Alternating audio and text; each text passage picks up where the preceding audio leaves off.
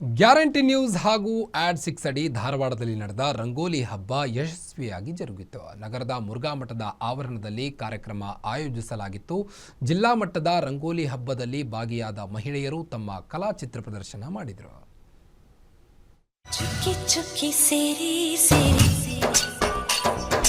ಎಲ್ಲೋ ಎಲ್ಲೋ ಕೂಡಿದಾರೆ ಕಣ್ಣು ಹಾಯಿಸಿದಷ್ಟು ಎತ್ತ ನೋಡಿದ್ರು ಬಣ್ಣ ಬಣ್ಣದಿಂದ ಚಿತ್ತಾರ. ಖುಷಿ ಖುಷಿಯಿಂದ ಮಹಿಳೆಯರ ಕೈಯಿಂದ ಮೂಡಿ ಬಂದ ವಿವಿಧ ರಂಗೋಲಿ. ಇಡೀ ಮುರುಘಾ ಮಠವನ್ನ ಬಣ್ಣಗಳಿಂದ ಕಲರ್ಫುಲ್ ಮಾಡಿದ ಮಹಿಳೆಯರು. ಈ ಮನಮೋಹಕ ದೃಶ್ಯ ಕಂಡು ಬಂದಿದ್ದು ಧಾರವಾಡ ನಗರದ ಮುರುಘಾ ಮಠದ ಆವರಣದಲ್ಲಿ.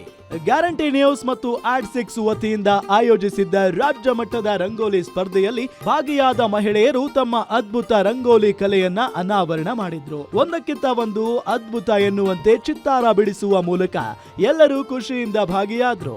ಚುಕ್ಕಿ ಚುಕ್ಕಿ ಬಿಡುತ್ತಾ ರಂಗೋಲಿ ಹಾಕಿ ಮಠದ ಅಂಗಳದ ತುಂಬೆಲ್ಲ ಮಹಿಳೆಯರು ಮೆರಗು ತಂದ್ರು.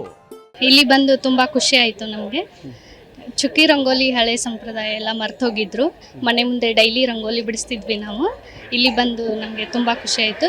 ಎಲ್ಲರೂ ಪಾರ್ಟಿಸಿಪೇಟ್ ಮಾಡಿದ್ದಕ್ಕೆ ತುಂಬ ಖುಷಿ ಆಯಿತು ಸರ್. ಚಾನಲ್ ನಾವೇನು ಗ್ಯಾರಂಟಿ ನ್ಯೂಸ್ ಅಂದ್ಕೊಂಡಿರಲಿಲ್ಲ, ಆದರೆ ಕಾಲ್ ಮಾಡಿ ಕೇಳಿದ್ವಿ ಸರ್ ಬಂದು ಎಲ್ಲ ಅವ್ರು ಹೇಳ್ದಾಗೇನೆ ಮಾಡಿದ್ರು ಸರ್. ಖುಷಿ ಆಯಿತು ಸರ್ ನನ್ನ ಹೆಸರು ದೀಪಾ ಗೊಡ್ಚಮಲ್ಕಿ ಅಂತ ಹೇಳಿ.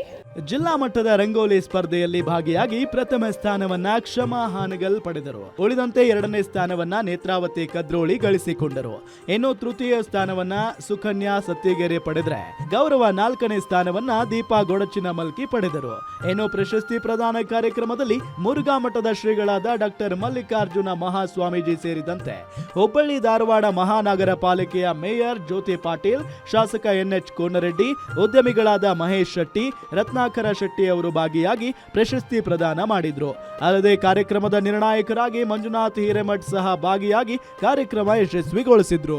ಗ್ಯಾರಂಟಿ ನ್ಯೂಸ್ ವತಿಯಿಂದ ನಮ್ಮ ಸಾಂಸ್ಕೃತಿಕ ಕಲೆಯಂತಾದ ರಂಗೋಲಿ ಹಬ್ಬವನ್ನು ಇವತ್ತು ನಮ್ಮ ಮುರುಘಾ ಮಠದಲ್ಲಿ ಆಯೋಜನೆ ಮಾಡಲಾಗಿದ್ದು, ಬಹಳ ಒಂದು ಅತ್ಯದ್ಭುತವಾದ ಕಲೆ ಇದು ರಂಗೋಲಿ.